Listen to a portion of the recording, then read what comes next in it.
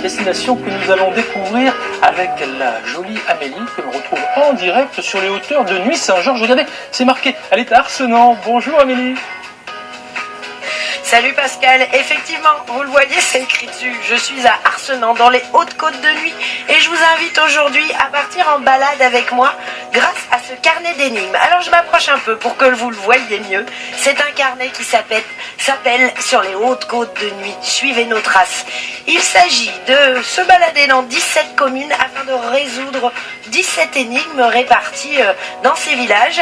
Ça répond à la thématique du patrimoine animalier. Figurez-vous que le patrimoine animalier, eh bien, c'est la thématique des journées du patrimoine de Pays et des Moulins des 16 et 17 juin prochains. Eh bien, il y a une association qui a décidé de prolonger cette journée sur un mois jusqu'au début juillet à la chasse aux animaux. On en parle. Suivez nos traces sur les Hautes-Côtes de Nuits en compagnie de mes deux amoureux du patrimoine, Gérard et Daniel. Bonjour. Bonjour Amélie.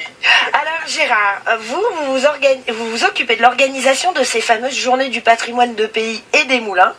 Normalement, vous n'avez qu'un week-end par an. Et là, en Bourgogne-Franche-Comté, on a décidé de faire un peu de rame. Oui, effectivement, parce que nous pensons que le patrimoine de Pays et des Moulins, le patrimoine tout court, est tellement vaste. Les spécialistes vous diraient que c'est le patrimoine bâti, non bâti, urbain, rural, intellectuel, etc., etc. Moi, je dis avant tout, le patrimoine, c'est ce qui nous constitue, nous, ceux qui habitons dans ce pays. Et donc, il faut plus qu'un week-end. Et donc, il faut plus qu'un week-end, tout à fait. Et en même temps, ça permettra de faire plus d'attractivité pour le monde rural, et donc de faire du développement rural, développement économique rural. Et ça, j'y tiens beaucoup.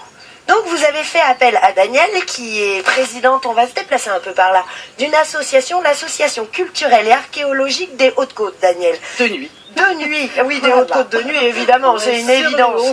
Sur les Hautes de Nuit, tenez bien votre micro. Donc l'idée, ça a été de faire découvrir ce patrimoine pendant plus d'un mois au travers de ce petit carnet, ces énigmes, c'est ça? C'est ça même, voilà, pour pouvoir inciter les gens à passer un petit peu dans toutes les communes là du secteur, depuis le sud de Dijon jusqu'au nord de Beaune. Alors, la thématique de cette année, c'est le patrimoine animalier. Oui. Vous êtes experte avec tous vos acolytes de l'association de l'archéologie, du patrimoine. Comment vous avez fait pour trouver ces énigmes? Bien, en fait, on est toute une équipe dans l'association. On avait déjà participé à la carte archéologique de la Gaule, donc on avait déjà travaillé sur le patrimoine des communes du secteur. Et là, on a mis en commun, en somme, toutes nos connaissances, et à 3 personnes, après, on a rédigé les énigmes proprement dites. Difficile de trouver, de sélectionner 17 Non. énigmes, ou au contraire, il a Non. fallu élaguer? Non, il a plutôt fallu élaguer. Notre patrimoine sur les Hautes-Côtes de Nuit, il est très riche, Gérard? Il est très riche partout en Bourgogne-Franche-Comté. Par exemple, nous avons quand même 25% des sites UNESCO Ouais. de l'ensemble de la France, ce qui est absolument extraordinaire. Alors, ce que ne dit pas Daniel, parce qu'elle est modeste, c'est qu'en fait, l'opération qu'elle mène ici, qui se déroule sur plus de 20 communes, est unique en France. Elle est pilote en France, et nous espérons bien justement faire que nous aurons beaucoup de visiteurs qui viendront remarquer à son juste niveau ce qui s'est fait par l'association de Lacan. Bon, l'objectif, c'est que ça se développe en France et que ces fameuses journées du patrimoine de Pays deviennent exploitées par le public. Alors, plus longtemps. elles existent déjà partout en France, sauf qu'elles n'existent pas sur un mois. Elles existent sur 2 jours.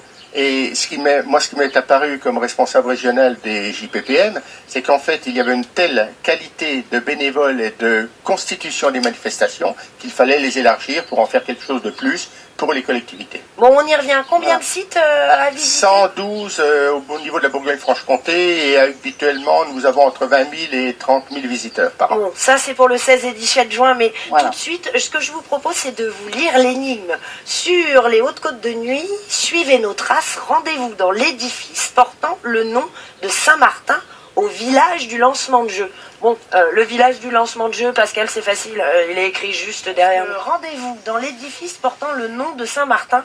Grâce à Daniel, je crois que j'ai trouvé. C'est l'église qui s'appelle Saint-Martin, c'est ça, Daniel? C'est ça, Émilie. C'est l'église qui s'appelle Saint-Martin. En fait, elle a été construite sur l'emplacement d'un ancien monastère du 7e siècle Ouais. qui était déjà sous le vocable de Saint-Martin. Et C'est un site remarquable pour une petite commune comme ça. oui, tout à fait, parce qu'en fait, Saint-Martin était très vénéré par la communauté de Cluny, et l'abbaye de Saint-Vivant, qui est sur la butte de Vergy, était grand prieuré de Cluny, et le prieur, justement, donc de Saint-Vivant, était toujours été le seigneur d'Arcenant. Et ils étaient propriétaires de l'église, si bien que cette église est site clunisien. Il est classé site clunisien. Je vous emmène voir Evelyne, parce qu'Evelyne, elle est aussi membre de l'association.